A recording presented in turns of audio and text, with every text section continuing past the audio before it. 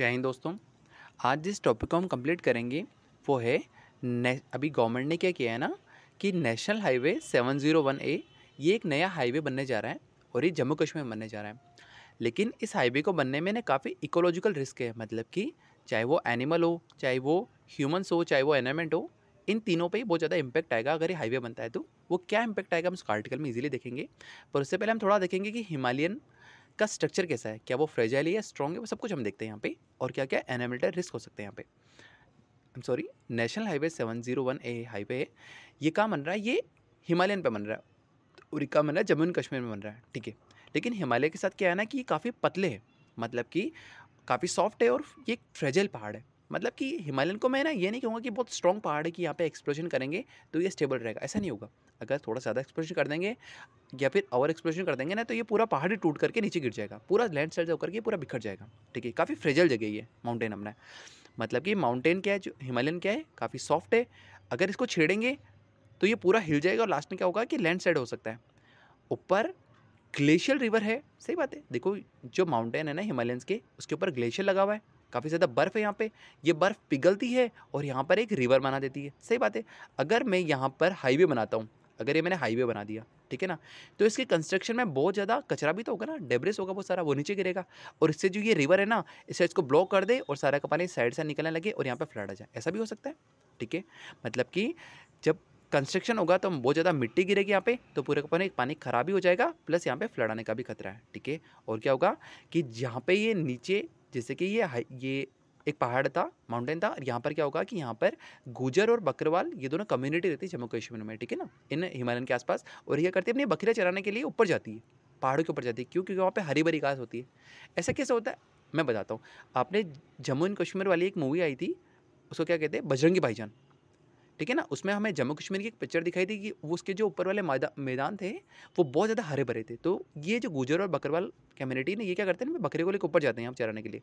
लेकिन अगर बीच में हाईवे आ जाएगा तो हाँ ये ऊपर जा नहीं पाएंगे, मतलब इनका जो खाना वगैरह जो ग्रेजिंग एरिया था वो कम बढ़ जाएगा। तो लास्ट में इनको बहुत ज़्यादा ये इम्पैक्ट पड़ने वाला है लोगों पे और एनिमल्स पे भी। हम बहुत सारे दिखेंगे, नीचे वाले लोग होते हैं गुजर और बकरीवाल, ये अपनी बकरियाँ लेकर के ऊपर जाते हैं, उनका पूरा का पूरा रास्ता टूट जाएगा, ठीक है ना। अब हम एक एक चीज़ें को बढ़ते हैं कि हाईवे कहाँ बन रहा है, कहाँ बन रहा है। ये हिमालयन पे बन रहा है और जम्मू एंड कश्मीर में बन रहा है। लेकिन एक्चुअल पूछे तो कहाँ पूरा वो जगह कौन सी, ये सोपिया से लेकर मागम हाईवे बनने जा रहा है, ठीक है। लेकिन यहाँ पर फॉरेस्ट है, मेडोज है, मेडोज मतलब कि ग्रासलैंड्स, बड़े बड़े हरे भरे मैदान। ये वही मैदान है जो कि अपन ने देखे थे इस पे बाईजरंग भाईजान मूवी में।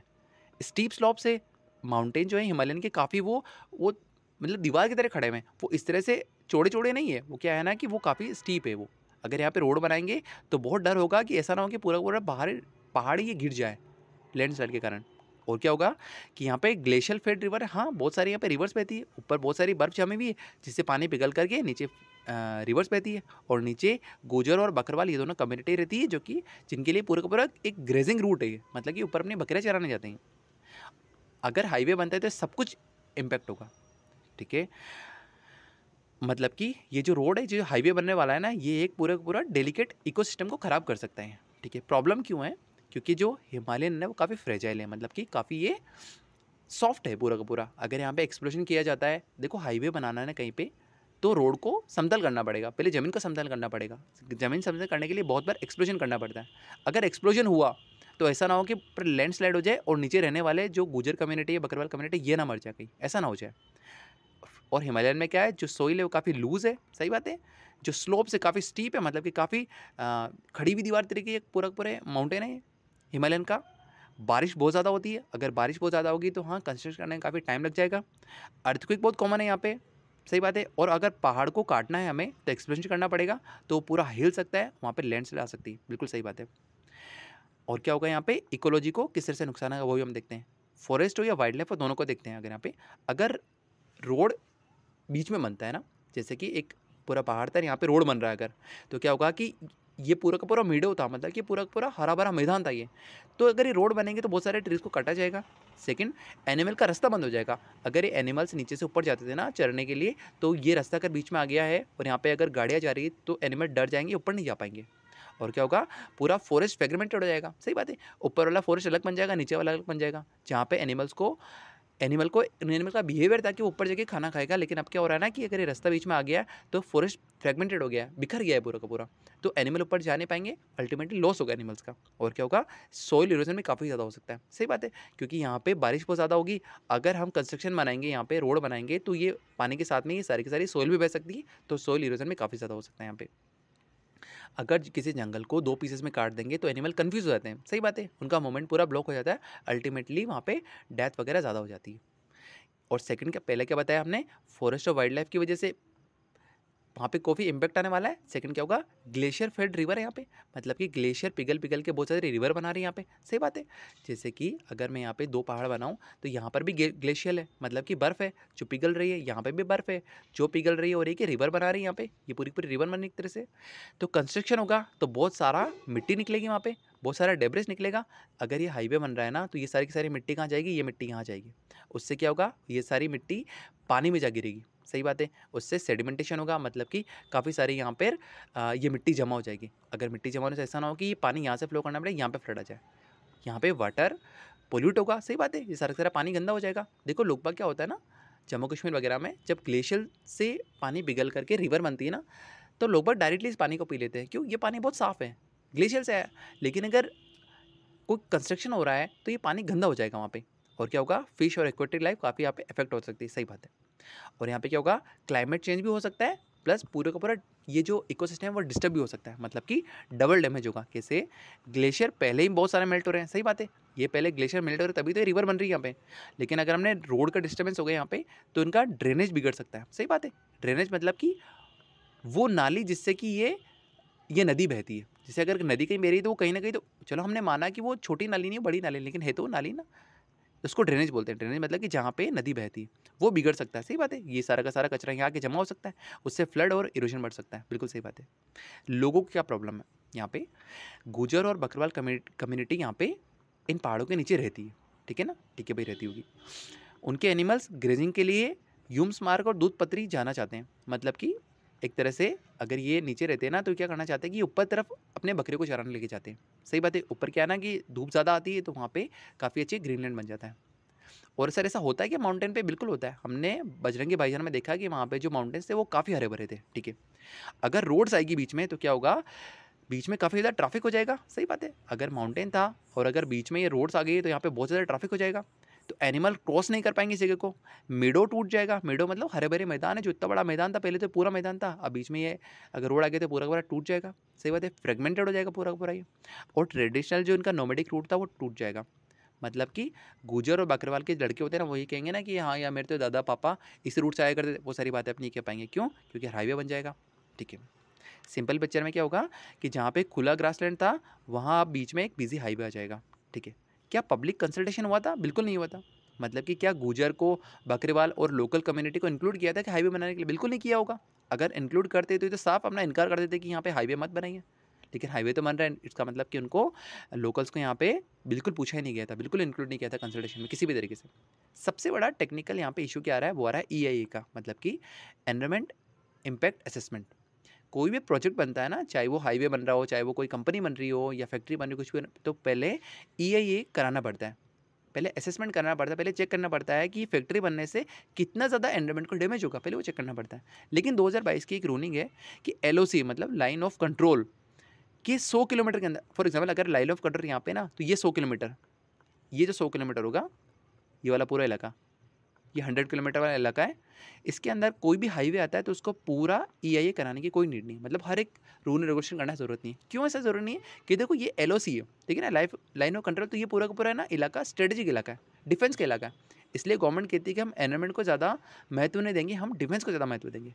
यहाँ पर फुल एनवायरमेंट चेक करना बिल्कुल भी कंपलसरी नहीं है।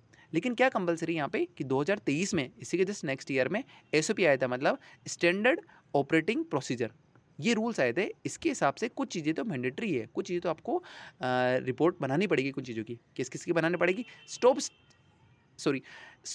स्टेबिलिटी की, कि वो जो पहाड़ है ना वो कितना स्टेबल। हमें पहले ये बताओ, किसी भी रोड को बनाने के लिए मैंने बताया कि पहले थोड़ा मैदान तो साफ करना पड़ेगा ना, तो एक्सप्लोजन करना पड़ेगा। ऐसा ना हो कि एक्सप्लोजन किया ये पूरा पूरा पहाड़ नीचे गिर गया, तो यहाँ पे जो गुर्जर और बकरवाल कम्युनिटी ऐसा ना हो कि वो दब के मर जाए यहाँ पे।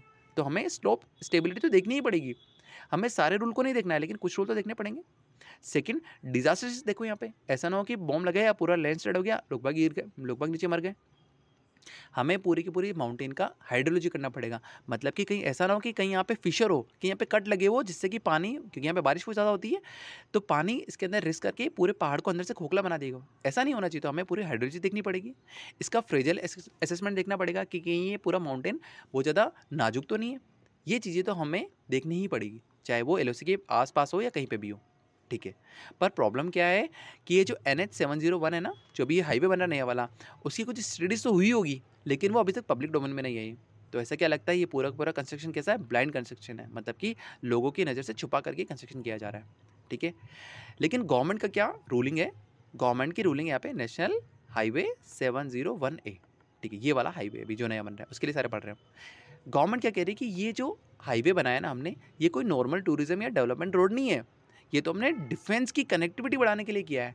मतलब चूंकि LOC के पास में है ना, तो हम चाहते हैं कि यहाँ पे आर्मी वगैरह और यहाँ पे तोप वगैरह इजीली मूव कर सके, इसलिए हम इस हाईवे को बना रहे हैं। और इसलिए हम एनवायरमेंट को कम और डिफेंस को हम ज़्यादा प्रायोरिटी पे रख रहे हैं, ठीक है बात समझ में। और क्योंकि ये जो हाईवे है ना, नेशनल हाईवे 701, ये कहाँ जाके मिलेगा, ये नेशनल हाईवे 144A पे जाकर के मिल जाएगा, ठीक है। मतलब कि एक तरह से देखा जाए तो एक पूरी कनेक्टिविटी हो जाएगी ये लास्ट हमारे LOC तक में, ठीक है बात समझ में आ गई। और 2024 में क्या हुआ कि ministry of road transport highway ने इस प्रोजेक्ट को अपने अंडर ले लिया है, ठीक है ना। पहले ऐसा नहीं होना चाहिए था। पहले क्या हो रहा था कि NHA इसको बना रही थी, लेकिन अब ministry of road highway transport ने लिया है, तो इससे थोड़ा सस्पिशन और ज़्यादा स्ट्रॉन्ग हो जाता है कि भाई कि ऐसा क्यों बना रही है ये चीज़ें, ठीक है ना। और ना इन्होंने रिपोर्ट को पब्लिक की है, तो लोग बाग में एक डायरेक्ट ये ऐसा क्यों कर रही है गवर्नमेंट वगैरह। चलो ठीक है, फाइनल जजमेंट क्या है यहाँ पे कि अगर सेफगार्ड को फॉलो नहीं किया गया, अगर हमने रूल्स को फॉलो नहीं किया, तो लैंडस्लाइड काफ़ी ज़्यादा हो सकते हैं। हाँ, क्योंकि हमें पहाड़ को पहले स्मूथ तो करना पड़ेगा, थोड़ा बहुत एक्सप्लोरेशन करना पड़ेगा, तो लैंडस्लाइड हो सकते हैं। फॉरेस्ट का हैवी लॉस हो सकता है, बिल्कुल सही बात है। और रिवर डैमेज हो सकती है, क्योंकि ग्लेशियल रिवर होगी यहाँ पे, ये पूरी की पूरी डैमेज हो सकती है, क्योंकि ये सारा डेब्रिस यहाँ के जमा हो जाएगा। ग्लेशियल जो ड्रेनेज है पूरा डिस्टर्ब हो जाएगा, ये सारी नालियाँ डिस्टर्ब हो जाएगी, सही बात है।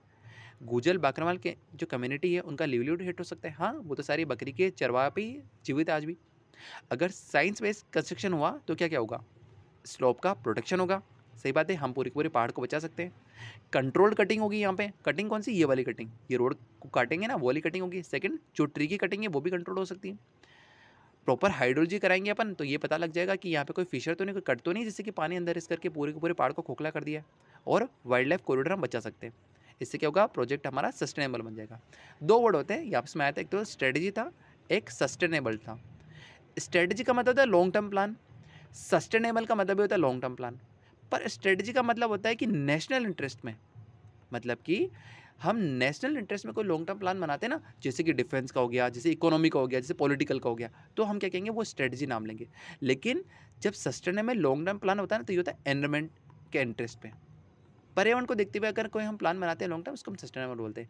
और नेशनल इंटरेस्ट में क्या बोलेंगे, स्ट्रेटेजी बोलेंगे। जैसे कि इकोनॉमी हो गया है, डिफेंस हो गया है, टेक्नोलॉजी हो गया, अपन बोलते हैं ना भाई टेक्नोलॉजी का, जैसे कि जापान ने और इंडिया ने स्ट्रेटेजिक इन्वेस्टमेंट किया टेक्नोलॉजी पे, तो स्ट्रेटेजिक मतलब क्या हो जाएगा, नेशनल इंटरेस्ट को देख करके। चलो ये आर्टिकल था, थैंक यू।